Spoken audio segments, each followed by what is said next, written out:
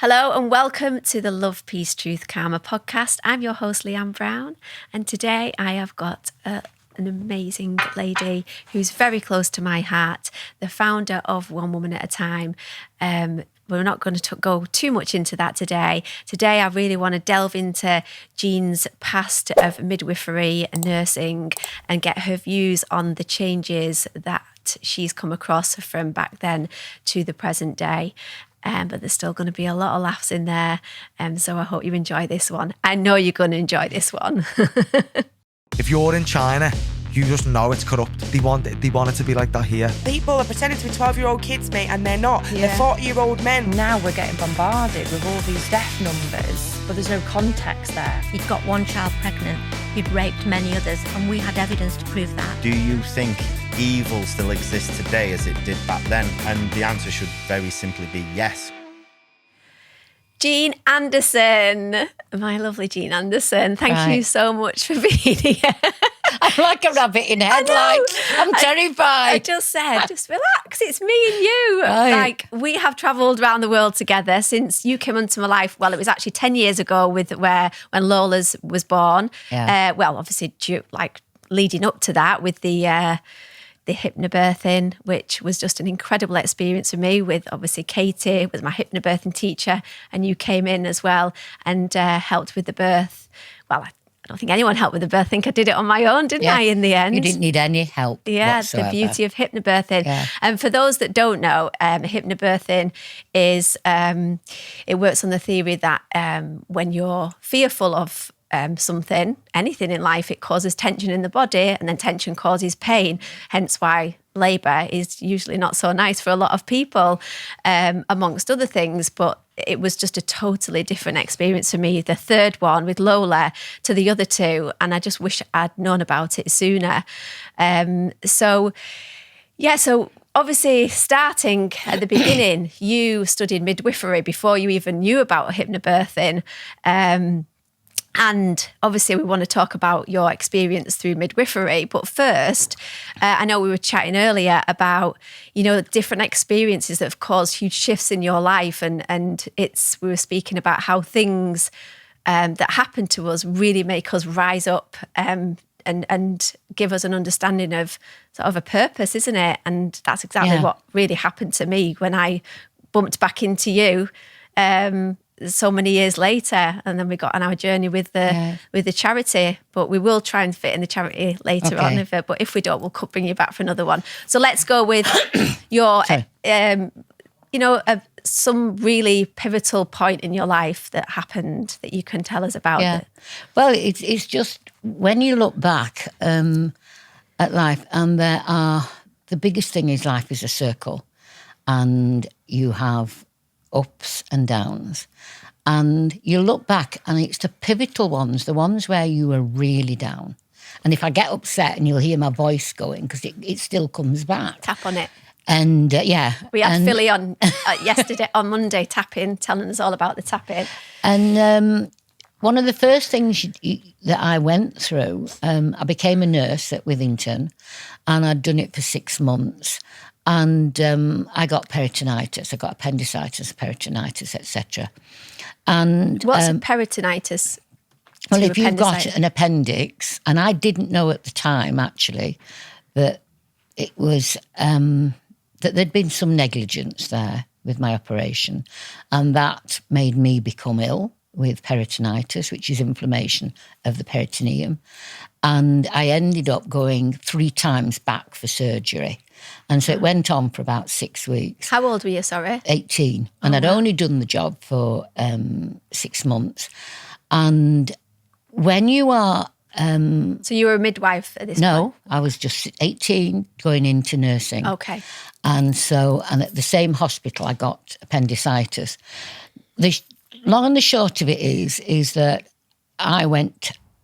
You are resilient, and then something hits you. So I went for another operation. You are still resilient, and then you end up going for another one. And you are still, but every time you're getting weaker and weaker, physically and psychologically.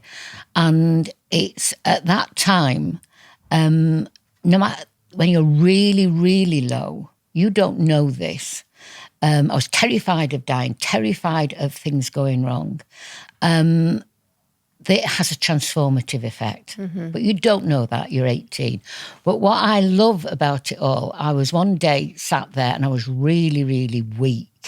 And I had to be barrier nurse. That means a bit like having PPE, but at that time you had a bowl of disinfectant outside the room and you had to put on a mask and be all gowned up for people to come in because I was obviously infectious. And I was lying there and I was so weak and this fly was buzzing about my head. And I just thought, and I tried to flop it away and I couldn't. I was too weak. And eventually I just gave up and let it settle on my face, like you see in Africa when children have them. And the next thing, this is what I love about you still have resources within you.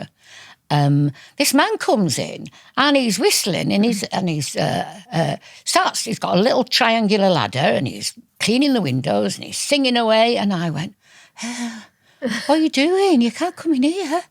And he goes, why not, love? And he's singing away. And I went, I'm infectious, you can't come in.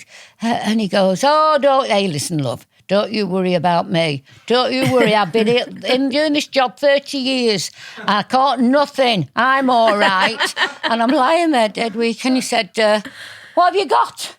And I went, smallpox. He shot down that ladder. He shot out of the room. And as weak as I was, I couldn't even swat a fly. I'm going... And you realise that, especially humour, whatever you're in, something, and it's still, I was 18, so I'm 71 soon.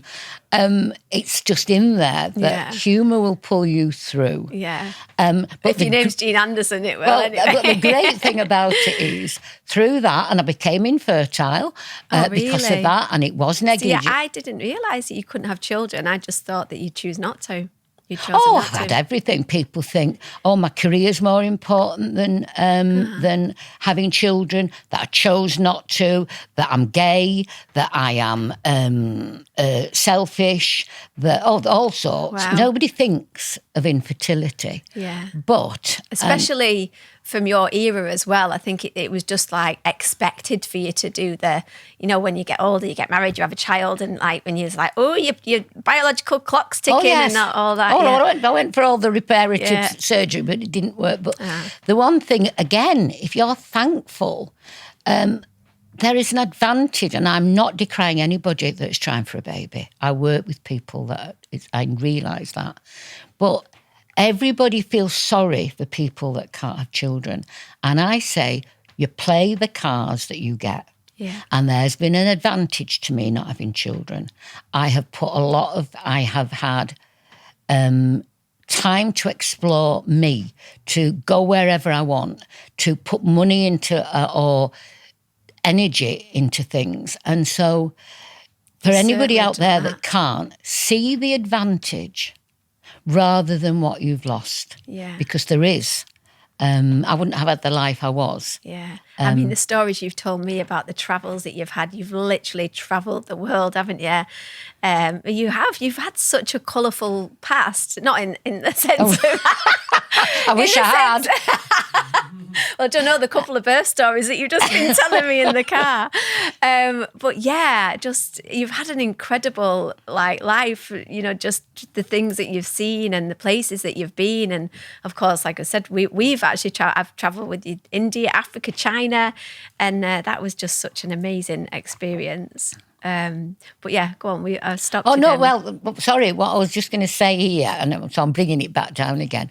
One of the things I had when I was really low, somebody Catholic sent me a little booklet of sayings and a blue medal with Our Lady on. I'm Protestant, so I didn't know what it was. I just knew it was a blue medal.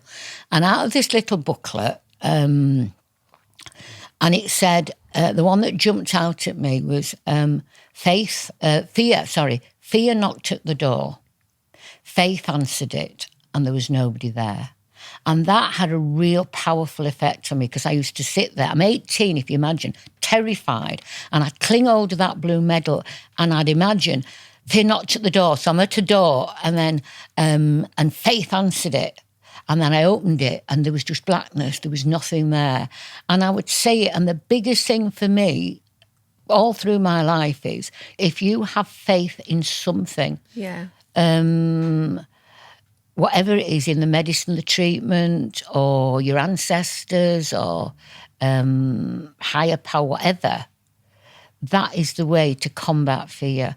And that after, no matter how low you are and weak you feel after, because you look back and think, all the patients I've looked after that were strong and just survived and had faith in you as a nurse, I crumbled. And I look back and think, doesn't matter because it's transformative. Yeah. I'm a better nurse for it. Yeah. So I learnt a lot. Yeah. So then, at what point did you decide to go into midwifery from the nursing? Sorry, I'm laughing because I didn't like midwifery. I just did it for you could do a 6-month course. Okay. And I came back with a friend. I was supposed to be going to India. And I came back to a friend that was having a baby and said, well, I'll come back with you and just stay till you have the baby. And so I did a midwifery course. I thought it was boring. And then it was all women and there was no drama. Oh, this is what I thought, and excitement. And so then I did the next one and realised how exciting it is and how rewarding. And yeah, it took a while, but and I've been in it all 35 years. Yeah. Any stories that you can tell us about any of that? Well, my biggest one is I learnt at St Mary's at the time, and this is the biggest thing I learnt. We were taught that this was the new era of midwifery, that you would have something called a partogram, that you would have a time plan, and so everybody should dilate 1 centimetre per hour, and if they didn't, you'd put them on this marvellous new drip called oxytocin, and from there you would also be delivered from 9 o'clock till 5. This was the brave new world. Wow. Where all the doctors are on. What you didn't see, because you had this oxytocin, it took away the natural analgesic effects that you get from labour. Yeah. And so then we think, well, then they brought out epidurals because the pain was worth when you were induced. And then they brought out monitoring, and they thought, right, no baby ever will be in problems now because you have got monitoring. And every mother will be cut, shall have an episiotomy. I believed all this because that piece of skin is stopping babies being born, prolonging that second stage. And therefore, if you want a baby out quickly and breathing and healthy, everybody will be cut. This was in the 70s to 80s. Wow. And I would teach that because I believed it. Mm. What you now look at is the things that we taught and now look back in astonishment. Yeah. So, but when I came back, I went to a small cottage hospital when I trained because I thought, I've learnt this absolutely wonderful clinical way to do midwifery. I'll go to a small cottage hospital. And I went to my own in Morecambe, and that was amazing. People walking round. Only one midwife. And I'm thinking, where's the other midwife? You couldn't do episiotomies because the midwife, one of them said, oh, I don't know, I've never done one. And we used to give, in hospital, a hot enema, high hot and hell of a lot it was called. And you had to stand really high with this. I can't remember, I think it was 1.5 litres of hot soapy water. You would give that to the mothers as they came in, whether they were 6 centimetres, 7. So it would go in the bottom? It would go in the bottom. It's an enema. You would also shave all the hair from them. And we believed that was right. Why did I think that was right? Because I was told that's what you do. Yeah. And I believed it. Yeah. And that's how midwifery and medicine changes. What you look back on from whether it was cutting people in the Victorian, bleeding them. Yeah. Nothing stays. No. And you look back and you think, what on earth were we doing? But the people at the time believe what they're saying. Yeah, of course. With no research. No. Just, that's what we do.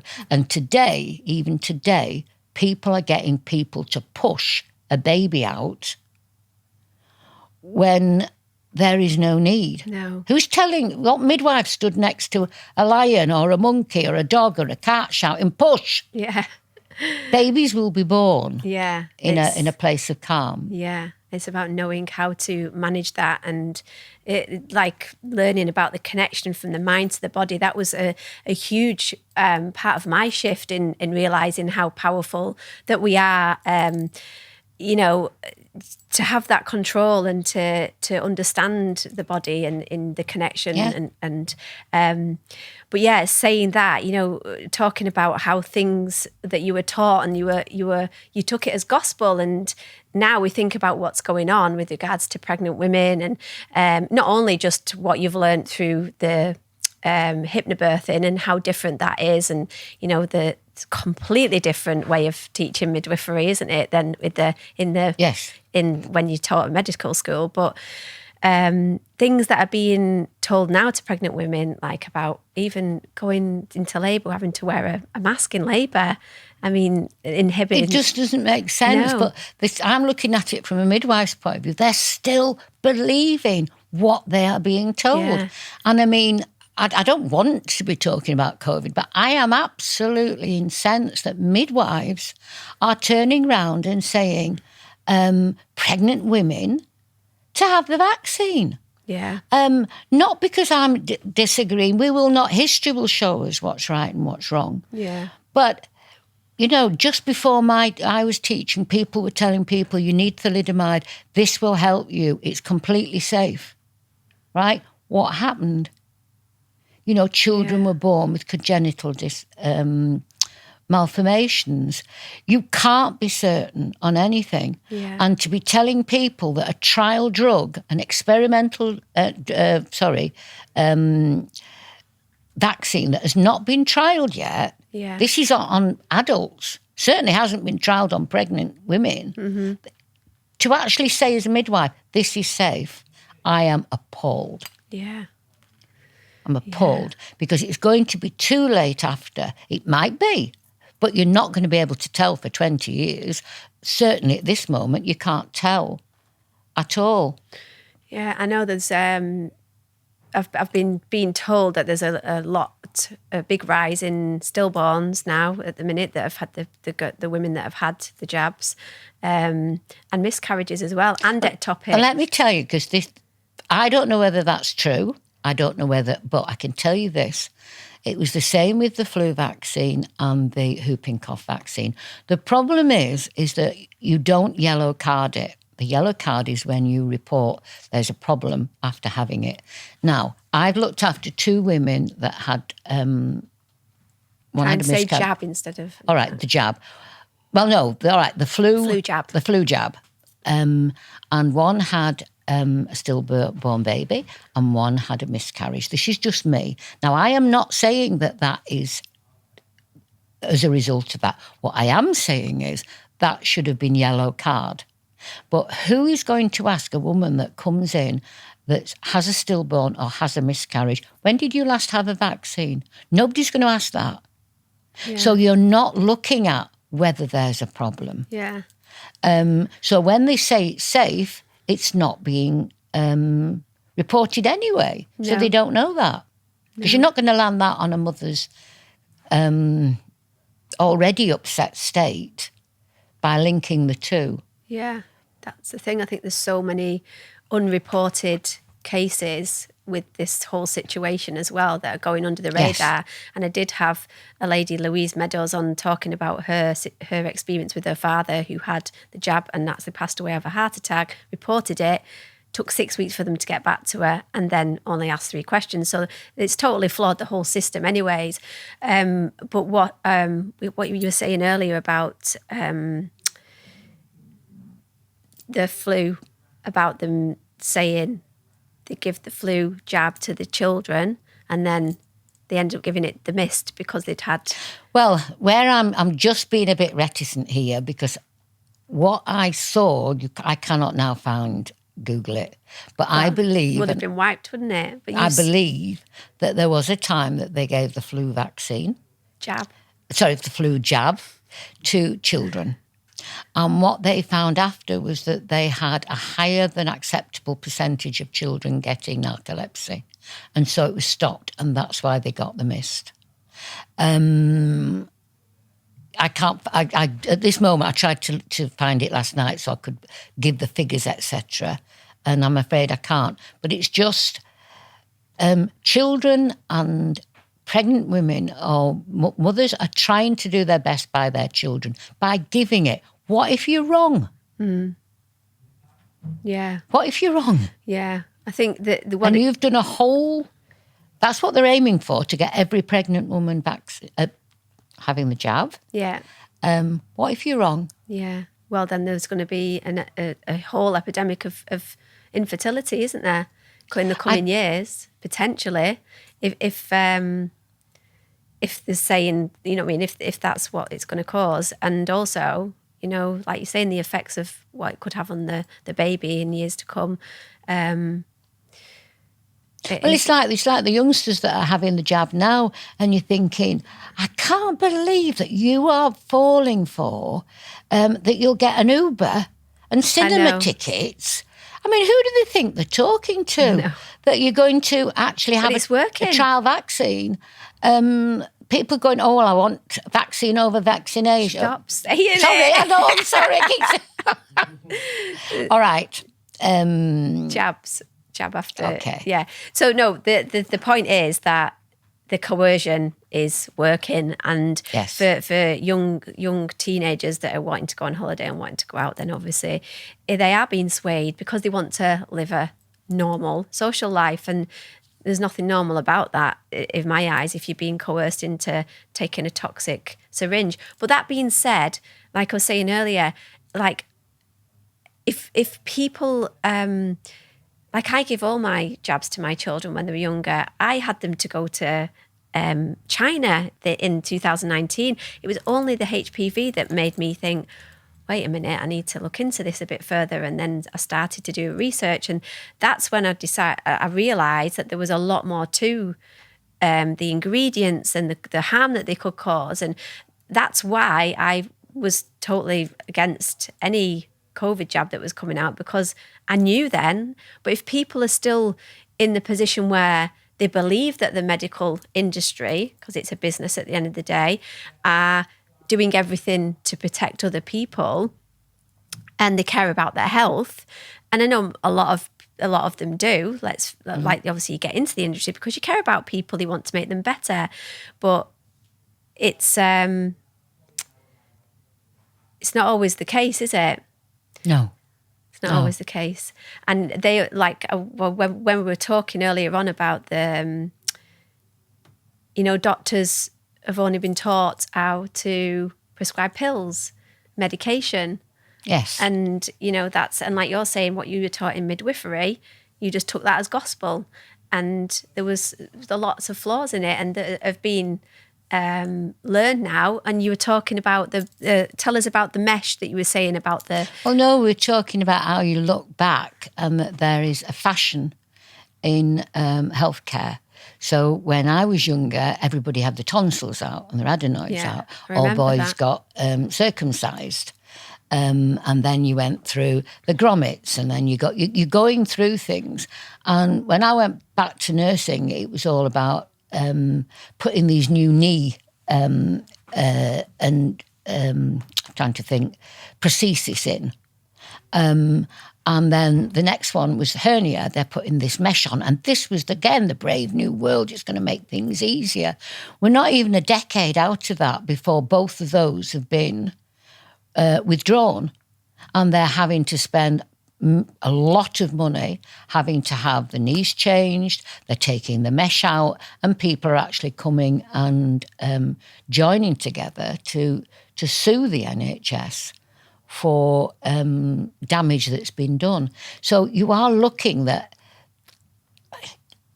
when things come out, it takes time to trial and to look at it. But even when it's been trialed, it isn't until a decade later that you start adding up, this is not working, there's something wrong. So you just want to be cautious.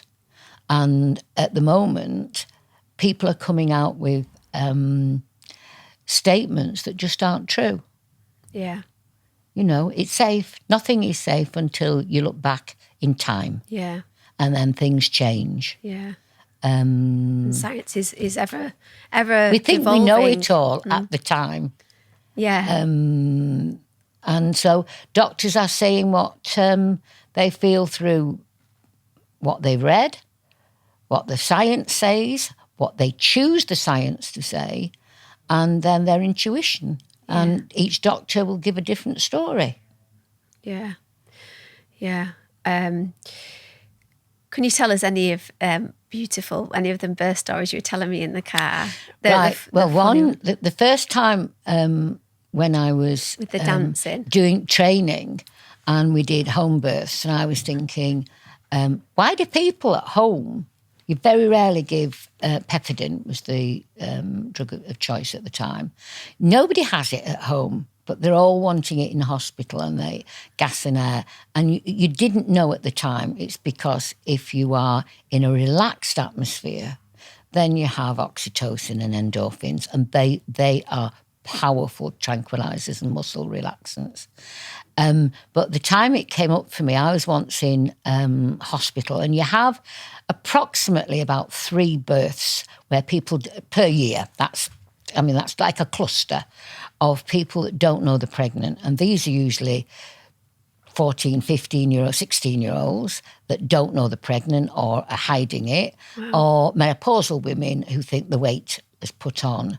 Crazy. And so it baffles me that so much. Like, how could you not know? Like, when the baby's moving in your stomach so much, like, what would they think that? I mean, you can't see it, but just to say it, I've delivered, I didn't deliver because it's BBA, born before arrival, always in toilets. I had one that was at Pontins, and she'd just done the trampolining competition, the European trampolining competition.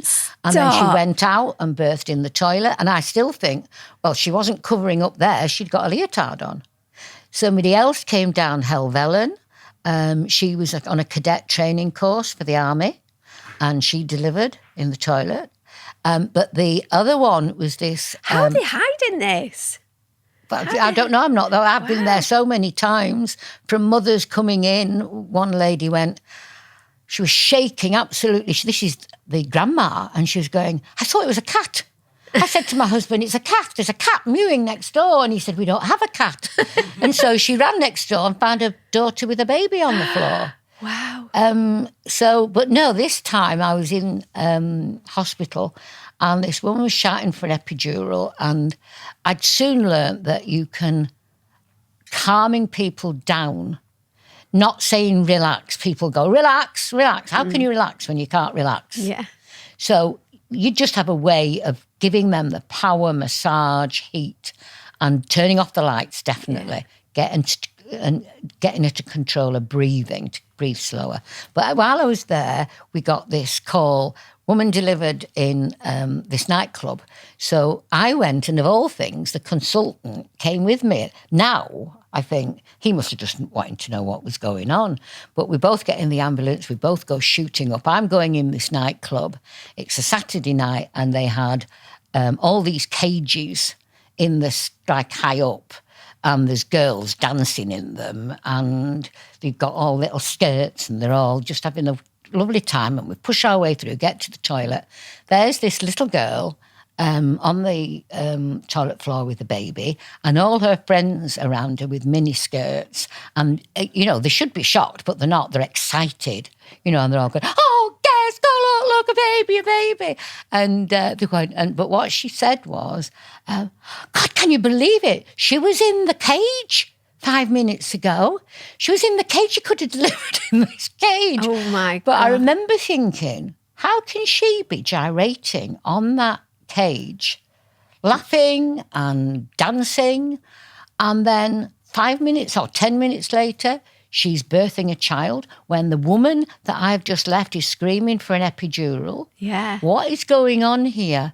And part of that is either she has the ability, she doesn't know she's pregnant, so it's wind, or that she has a way of just pushing it away and thinking I'm having a good time. But she certainly, that is the power of the mind over the body. Yeah. Or another one once when this man rang me and he went, I'm just seeing if my wife can have an antacid. So I said, what she get? He said, she's got this pain now, it's going on for ages, and it's getting really, really strong. She's wet on the sofa.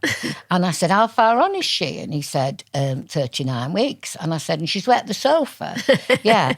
And I said, what's she doing now? And he said, watching EastEnders. So I said, right, I think she might be in labour, in advanced labour. I think you better get to hospital. I heard him screaming, you're in labour, for God's sake. She then starts screaming. I meet her at hospital. This lady's coming in shouting for an epidural.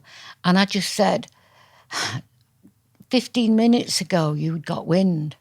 You're watching EastEnders. And she went, I said, just slow your breathing down. Yeah. And you've got wind. Yeah. Yeah. And she went and she didn't need an epidural. That's the power of your mind over your body. Amazing.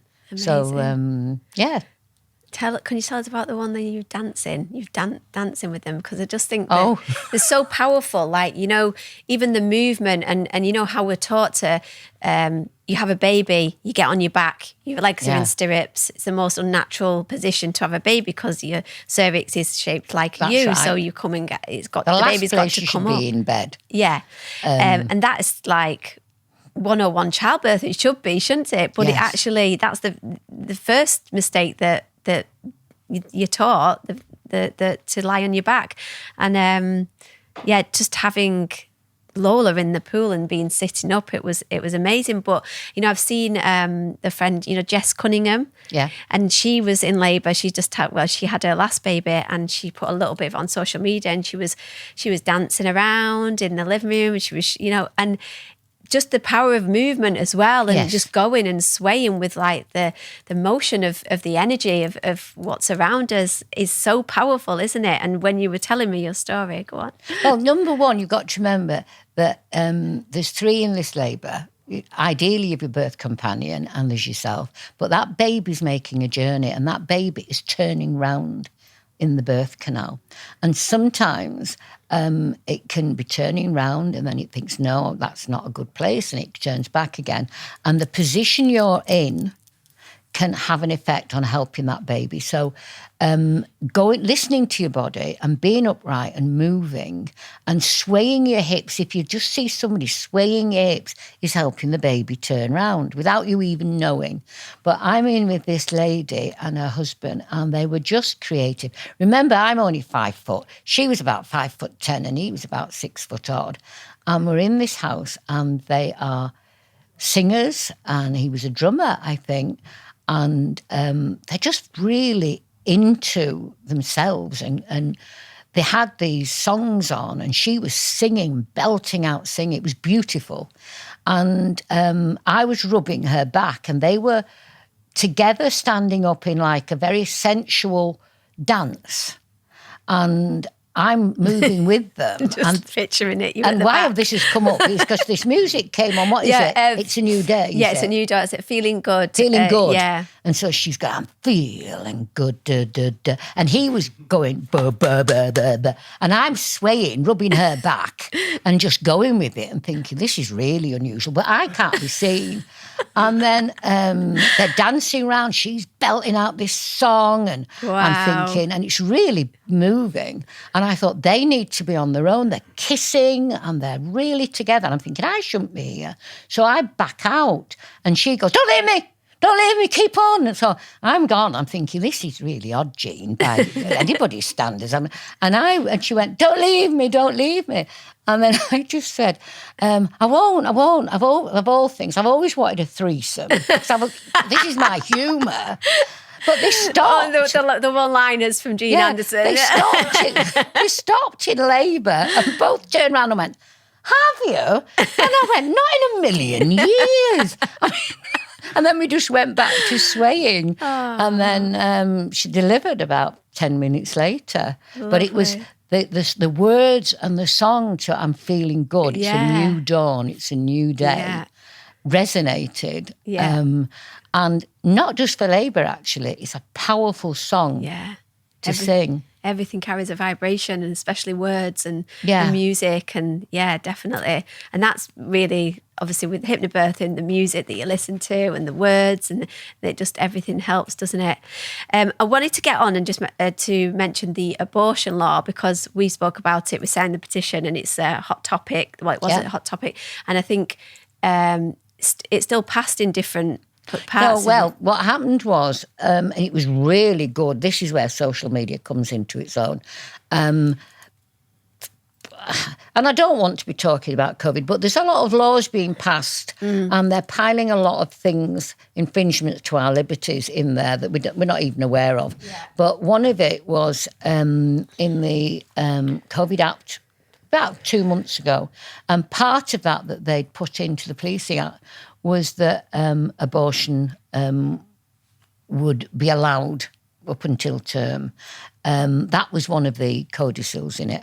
And so it came out on social media. If you agree with this, you disagree with this, please write to your MP, etc. And thank God that stopped. It was taken out the next day. And what it reminded me of is, I'm sure the woman that put this out, she will have a justification, but being able to use abortion after the 24 weeks means that babies can be born alive. And it took me back, and this is in the 60s, when a lady had an abortion at 29 weeks. So how would that work? What would happen normally if they wanted to abort the baby? Would they? Well, at the time, be put to sleep. At the time, I couldn't. I was just a nurse on a gynae ward. I'd not done midwifery. I'd not done anything, and this baby was born. I couldn't understand why she'd had it so late, and I'm ashamed to say it's because she'd been refused 3 times, and so she went private and found somebody that would do it. And so when the baby was born, it was still breathing. And it was in this kidney dish. And I said to the doctor, what do we do? And he said, just put it in the sluice. What's a sluice? Where you put the bedpans and where you where you put bedpans, really. What do you mean? What is it, like a bin? No, it's a room. Sorry, it's a room, and you take. God, you've just got me. It's like a refuse area. So you'd put your cardboard bedpans in there, and the clinimatic would mash it all up, and then you would take anything like feces or urine. You would take that in there, and it's a cleaning area, if you like. And he just said, take it in there. And it was still breathing. Oh, God. And it had a paper towel on it. And I went, what do we do? And he said, put it in the clinimatic. That's where you mashed up and thank God, I can't do that. Wow. So the other sister said, put a paper towel over it. And what was hard is you'd go in there every 5 minutes and you'd be looking to see, and then you just see the paper towel kick up. Oh, gosh. And we waited, I don't know how long it was, but that trauma's still with me, because obviously you couldn't take it to special care. It was too young, but also at the time, what do? You know, you can't do this. So you wouldn't want that. Now, things have changed now. That's crazy, because what they do, obviously... so what they do is, if it's very premature, they just... Are you sure you want to hear all this? Yeah, go on. Well, they can inject the baby into the heart so that the heart stops. Okay. While it's in the womb, and then they induce it. so the baby's born past. It's not good for mum, it's not good for... But I just think that at 24 or 24 weeks on, I don't believe that, and I'm not anti-abortion, and I believe in women's choice, but I think there's got to come a limit to what you do. I'm 100%. And the same way within this part, you do have people that want abortions because of the sex the baby is. Terrible. So if it's a girl, it's not wanted as much as a boy in some communities, and I think you don't know why somebody would want to leave it that late, but I think there's got to come a cut-off point. Definitely. And the wonderful thing about that is they only did it about 3 days before the act was going through, and people galvanised whatever their opinions, sent to their MPs saying vote against this, and they took it off the bill before it was ever voted on. I mean, at 24 weeks is still like a totally fully formed baby, isn't it? But for term, like... Well, it was just that there wasn't a term on it. It wasn't... there wasn't... So there was potential that they could just kill the baby at birth. Well, what you're looking at is... It's easy for me to think you would never get a doctor doing that. You would get a doctor... if it's legal, you don't know what's going to happen. Yeah.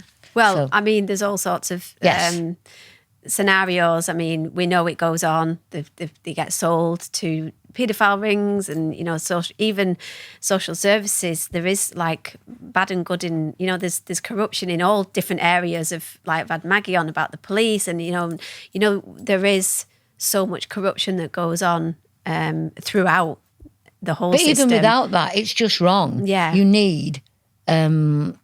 a date that is, and no matter what the circumstances, people will get through, because people come and say, what if you've been raped and this happens, that happens.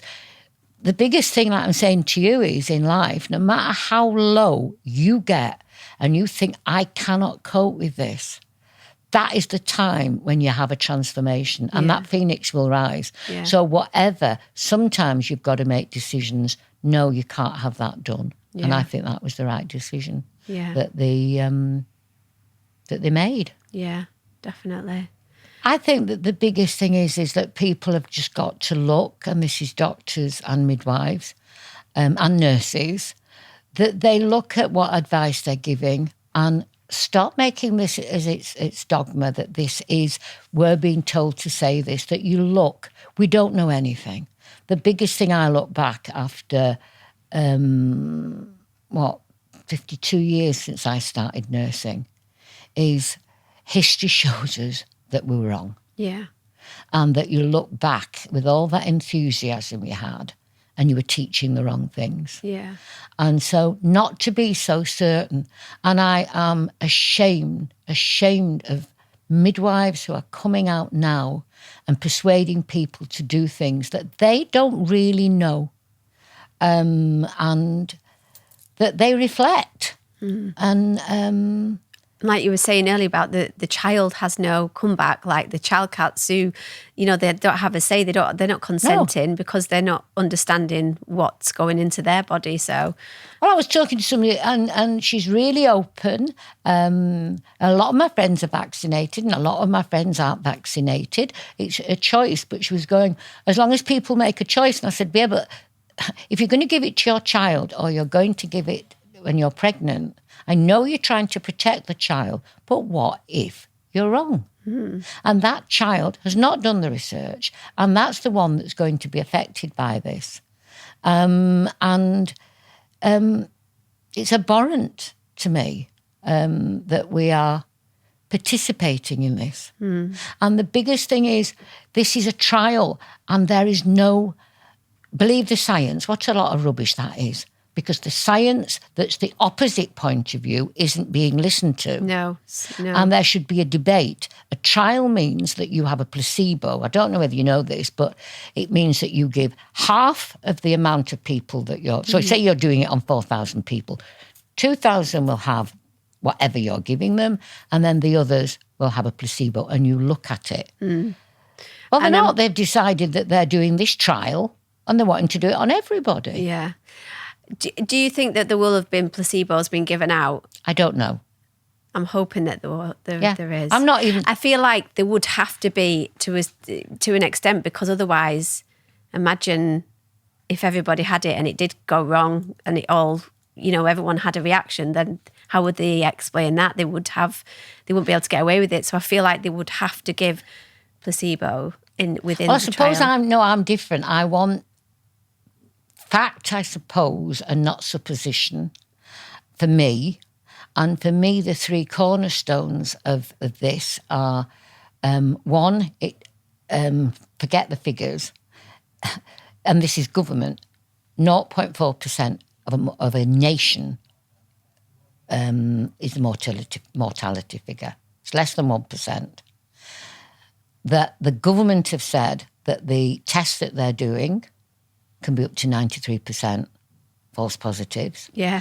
And the other big one is, who is lending us this money? Yeah. We're spending billions and billions. Yeah. And my parents taught me, he who pays the piper plays the tune.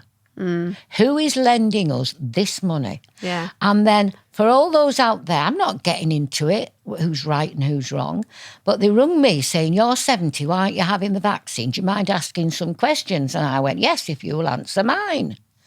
And they went, yes. And I went, right, your aim is to vaccinate the whole country. She went, yes. And your aim is that this is completely safe. And she went, yes. I said, so you're going to do the whole country with a safe vaccine? Yes. I said, what if you're wrong? And she went, pardon? I went, what if you're wrong? You've done everybody. Where do you... this is a trial. And that's what should be happening. And when you have got the conspiracy theories, they throw that out. A conspiracy is when a group of people are doing something at the detriment to another. And a theory is that you're thinking it. So if somebody had have said to me that in 1939, Hitler was sitting with all the generals deciding on the final solution of Jews, you'd say that's a conspiracy theory. If somebody had have said that America has sat round thinking, if we bring this weapons of mass destruction out, England will join our war. That is a conspiracy theory. But it was proved to be right. But they use that now as though it's a falsehood. Yeah. And when there is censorship, when they are stopping people like Robert Kennedy Jr., who's 25 years learning and studying this from speaking, something's wrong. Yeah. So whether what it will come, history will show. But people jumping in to have something and believing it, all you've got to look back on is history and what they were telling you. Yeah. Yeah. And time will tell. And it's not like... It's too late then. Well, it is, yeah. Can't go back. But I don't want to end up like this, do we? What want do you to mean? end up on a happy No, note. I was just going to say, I wanted to finish with some like fun stories and things that we've been speaking about. As I said, like we've done a lot of traveling together, and since coming into my life, back into my life when I got back in touch with you, because actually leaving the show, I wanted to do something around hypnobirthing and promote that. You started telling me about Africa and the female genital mutilation. Obviously, I wanted to help do that, but our travels started in India, actually, didn't it? Yes. Because Wes got signed to Kerala Blasters, and I was to go out there in the November. I didn't want to take the kids because India is such a different place, and having 3 girls as well, and I just really wanted to check everything out, and I felt a little bit worried about that, so I said, would you come with me? I mean, just laughing at the plane journey and everything. We had such a funny time. Oh yeah, I've never been on a plane journey like it. Hey, for anybody that says that business class is not worth the money, I tell you, I was in heaven. Champagne, beautiful food, laying back. The only embarrassing thing was on the way back, I got behind the bar and started serving people. I think I had too much champagne. I'll never forget walking out of the... Don't be telling all my stories. No, walking out of the plane and you had a bag. And you were like, it was so heavy. You had all sorts in it. And it was like a little case and you end up getting this guy carrying it. Do you remember that we were chatting about? And I just looked at it and then he looked at it and he was like, what's this? What's his handle? She said, oh, I don't know. Pulled the handle up. Only had wheels on it and you were totally oblivious that you've been carrying this bag around for I don't know how many years. It's had wheels on it the whole time. Like, carrying a bag. Listen, if you want to end on a funny story, nothing to do with this. I went to my friend's husband's funeral and he's from America, and Richard and Francis, and she asked me to go, and he had a third of his ashes put in, or she did. A third of his ashes went into Jamaica, a third in San Francisco, and they came down to England to bury the rest. So she'd hired a cruiser. We're all on that cruiser, and we're all... they had whiskey glasses lined up. You had to have a shot, and you walk down and you take that and you say goodbye to him. And then they put the ashes at sea. I'm stuck. I can't even remember where it is down south. And somebody said, I'm getting the train. And they went, we'll give you a lift. And so somebody gave me a lift 200 miles north, and then I waited for somebody else, and somebody else gave me a lift.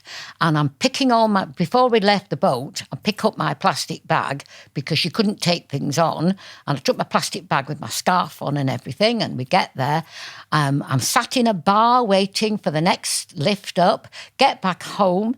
I say to Eileen, right, I'll just get my scarf out, got my scarf out, and there was Richard's ashes. I'd only taken the blooming box of his ashes all the way through from there. And I rang Francis and I went, Francis, I've got your husband in my bag. I've got the wrong bag. And you know what she said? What? I'm going to America tomorrow, drop him off at the Avis Centre. I said, I'm not dropping Richard. We never got on at the best of times. I'm not dropping him off there. Oh, so, yes, so bags... Funny. No, I want to talk about the massage in India. So getting to India was like, I mean, Kerala, they say, is like one of the most quieter places in India. Yes. You've travelled all around India, haven't you? Yeah. And you've seen the whole thing. But I remember speaking to people saying, oh, isn't it quiet here? And they'd been travelling around India. And I was just thinking it was mind-blowing to the senses, the traffic and, everything is just like, so I was just thinking, really, this is busy and, chaotic. But we were staying in, what's it called? The Kerala Coaching Centre. Is it coaching? And so I was in a hotel there and you went off because I was like, if we could get a nice Ayurvedic massage, is that how you say? But I had to get off because it was a really nice hotel. Yeah. I'm not going to India to stay in a nice hotel. So I went and exploring and got on this ferry and went exploring round. Yeah. And it is, I can't even say it, the Ayurvedic, I think, centre of India. And so you're all excited, we'll go for this massage. And then... no, it was locally. Do you remember? It was around the corner from the hotel that the one you found me. Which is really reasonable. So I was like, really looking forward to this massage. And I was like, we said, it's really nice and it's not that expensive. So we walked in, it was like a doctor's surgery and there was... And let me just say, though, we're going to this Ayurvedic centre, so you're wanting an authentic one. You're not wanting some spa that's where you wanted the authentic one. That was mine. Authentic, all right. So I can't even believe I went through with it. So I walked in telling me, you were asking them questions and they were saying, there's 2 at a time massaging, and I was like, all right. And I was like, you said, do you want me to come with you? And I think you got a little bit worried. I'm thinking this is a bit less than I thought. So we walked into this room. Oh my God. They told me where I had to get changed. I walked into this little bathroom area. It was like a bucket of water with a dirty bit of soap and it was absolutely minging. I mean, I should have just, with the little paper knickers at the side, I should have thought then, nah, I'm not doing this. Walked back out. These 2 women are stood there and I looked in the middle of the room and there's like a plastic bed. And it was a dome shape, so it wasn't even flat, so it was like domed. And then you look across and you're sat there in this little chair in the corner of the room watching me. And I'm getting on this thing. And I just thought, no plastic sheet, nothing on the top of it. So God knows how many bodies had been on there. And they start massaging me. I've got these paper knickers and I'm sliding all over this plastic bed. And I just kept thinking, because you're at the corner there, and I kept thinking, you can see what I've had for breakfast. And they're like, got my legs everywhere. And even the oil smell of curry. Like, it was just the worst experience of my life, and I just felt completely violated after. It's like, and then the best of it was afterwards, you was like, no, I don't think I'll have one. Well, what she doesn't know while I'm sat there being all calm and looking and reassuring, that's what she's thinking. I'm thinking, for God's sake, Jim, what have you brought her to? But what do you do? But at least her paper towels, yours fitted yours. When I went for mine, she gave me these two things. And for any of you that remember, there used to be Dr. White's towels, which were like a big piece of sanitary towels, a big piece of white with hooks on, and you hooked it here. And she passed me these two, and I didn't know whether it went like a sumo wrestler round here or here. And either I can say is they're all slim in Kerala. Yeah. And mine didn't. I ended up, but yes, it was an experience. Yes. Let's put it that way. Yes. But maybe one that I should have maybe gone a bit higher up the chain. Yes. Rather than thinking this is cheap. No, it was. We had some great experiences, and we did the cooking lesson, didn't we, as well? You were telling me about your Istanbul massage experience. Well, wherever I go, wherever I go on holiday, I want to go to a church, I want to go on the normal transport, I want to see a hospital, and the other one is I go for a massage. So that's wherever, because that's how you get to know people and what's going on, and not just staying in your hotel. So I went in Istanbul, and this is no disrespect to Russian shot putters, but that's what the massagers look like. I'm small and stocky. They were massive, and they were naked, and their abdomen, like mine, was pendulous here, but they didn't wear knickers. They wore the knickers on the head, which is what you used to do before when you were a student and you didn't have a shower hat. All right. So you won't know that, Leanne. No. Tie knickers in your hair as a bobble. I've done that before. Clean ones. So hair comes out. But anyway, they come up and, gosh, they were slapping you about, throwing you about. Then they get salt. And she said, would you like a salt rub Scrub. or a scrub or honey? And I thought, I want the original. I'll have salt. Do you want hitting with these leaves? God, I felt as though it was like torture. I mean, it is not for a sensual massage, I can tell you that. And all I remember is I felt as though it was like a Black & Decker sand drill all over my back, and then started hitting my bottom, and you're thinking, and then they grab hold of you and turn you around, then you go in a pool with everybody's naked. By now you've lost any inhibitions you've got. And also I felt quite tiny. I felt a bit anorexic with all these big lasses. And but I came out, and I can't remember, but they kept grabbing me, and I got a bit claustrophobic, and I wanted to leave. And that's what I was saying to you. And I was going, I'm going. And they're going, no, no. And they can't speak. And they started grabbing me. And I went like that. And then they all started coming. I'd got my clothes on. I'm shooting out through the door. And they're all grabbing me, saying, no, no. And I pushed back and ran out.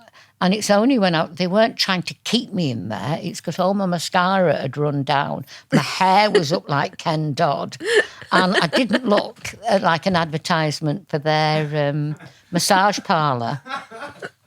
So, yes, I've had some. Oh, the one in Vietnam, and I sat with my sister. You think yours is bad? I sat with my sister-in-law, and we're sitting, and I'm thinking, this isn't very clean. And I'm thinking, you don't mind going down market, but then, and then we heard next door, like noises. And you're thinking, oh, God, we're in a brothel. For God. Oh, really? Oh, no. Having this massage. Oh, yes. But you've seen real life. Yeah, yeah. Oh, well, obviously, we went to Africa as well, but I think we'll obviously you doing the charity. I've got to tell the one about your croissant. Leanne, and I'm not laughing at her, when you go to a developing, well, it's not a developing country, it's a dynamic country, but when you go to a country with a different culture, it's quite shocking because you're used to what you're used to. And so we went, and so God love her, we went on Matatu, that's a small bus, you're going through, we didn't have transport, and we were just doing it like the locals do. And we get to this, I thought, semi-good hotel. The lift didn't work. You were kicking off about that. And then... better than the Marriott one that we stayed at, which was not the Marriott, but that's another story. Go on. We go through, and it's quite a basic hotel, but this waft of bread came upstairs, and so nice. She hadn't gone outside it because we'd arrived at night, and she went, "Oh, I can smell fresh bread." And I was going to the shop, so I went, "Oh, do you want me to get you something?" And she went, "Yeah, can I have an almond croissant?" And I went, "An almond croissant?" She didn't know that when we go outside, there's no pavements and there's nothing there. And I said, "No." So that was, I said, "No." So I brought back these buns. Oh, my God. They were like rock. Yeah. Because they don't have yeast for it to rise. But the best one was, I thought, I've got to take her to a shebeen, to a, like a speakeasy. And so we go into this little, like, so-called nightclub. You knock on the door, and then there's a grill, and you go in. Which had, like, broken windows and graffiti. The bar is a cage, so that nobody can lean over and take anything. So there was a fridge, and she said, "I don't know what to have." And there at the top with these little tiny bottles of gin, and they went, "Oh, they've got gin." And so I said, "Yeah." I said, "Do you want anything with it?" And she went, "Oh, I'll have a slimline tonic." So I said sarcastically, "Would you like a piece of lemon as well?" And she went, "Oh, yes, please." And I went, "Where do you think they'll have slimline tonic in a place where there's no, where we were?" Oh, no. But no, I can only tell you that woman that started within 1 week, that was the other thing. She came back, and she was just eating with a group of women in together, the worst and places. And it was the worst because there's lots of, it's very difficult if you've no water and you've no sanitation. It's going to be a different place, but there are still immaculately clean places to go to, although it's basic. But I really, yeah. Where? What? Immaculately clean. They haven't got the facilities to be immaculately clean. Well, that's by your standards. If you've got no water, you look at children going to school. Yeah, so it's not immaculately clean. It's clean as much as they can. No, it's immaculately clean by the standards you can have if you've no water and soap. Okay. Right? Yeah. Our standards are different, but that's because we've got all those facilities. Yeah. So it's clean. Yeah. You just happened to be in one that wasn't. Yeah. And so I go in to see her eating this food with the people we were meeting, and I thought, God, I wouldn't like to eat here. And then afterwards, I went, God, I wouldn't have chosen there. And she went, "What do you mean you've been telling me I've got to change my standards and I can't think about my almond croissant?" And I thought, well, I certainly wouldn't have eaten in that place. But that's what happened in a week. And you were really good, Leanne. Yeah. You mixed, you changed, you adapted, and all the people that we were there with, you didn't, you just mixed in. Yeah. It was an But just to experience. end this, I'm sorry if I'm just saying it, I'm always telling people that come with me, and if there's anybody out there wants to come, get in touch. And this is to Africa, by the way, Africa. we're talking about with the charity One Woman at a Time. It's on Instagram. We will do another podcast and really talk about the story behind that and how you got to want to do the charity and help the women with their... Well, I'm telling these four I'm with, will you stop showing, this is friends, will you stop showing, like, ooh, on your face? You know, people are... You know, if you've no water and sanitation, the toilets are different. This is different. You keep your face straight. And I'm there, and this man presents me with a chicken. I went, "Oh, no, I don't, please. I don't like chickens." And he said, you're going to have to take this. And he presents me with this chicken, which was, God love it, was all bony, and I was frightened. And then he pours all this stuff over me. And all I'm saying, talk about do as I say and don't as I do. The video came out and I'm just looking sick. I'm going, oh, for God's sake, you can see me. And I'm thinking, it's hard sometimes. It is. But we did well. So yeah, anyone that does want to go to Africa, you're in for a treat, but you will not be disappointed. It was an experience. It's an experience. And I just want you to know that the death rate in Kenya is very low. But they brought out, and the unfortunate thing is at the moment, because of the lockdown, the people themselves can't go to market, they can't travel, and they can't sell their wares. So they are hungry. Yeah. And the only thing that they can barter with is their daughters for a bride price. And so the FGM has gone up very high, and the forced marriage. And for anybody that wants to sponsor one of these girls, please get in touch. It's £1 a day, and we can keep these girls safe. Yeah. Well, thank you so much. Right. It's been amazing. As always, I love you dearly. Okay. Yeah, thanks for coming. And we will definitely see you again, Jean Anderson. I know. And you can edit this now. Shut me up. For somebody that said she couldn't think of what to talk about, I'm not done that. I told you. Thank you. Pleasure.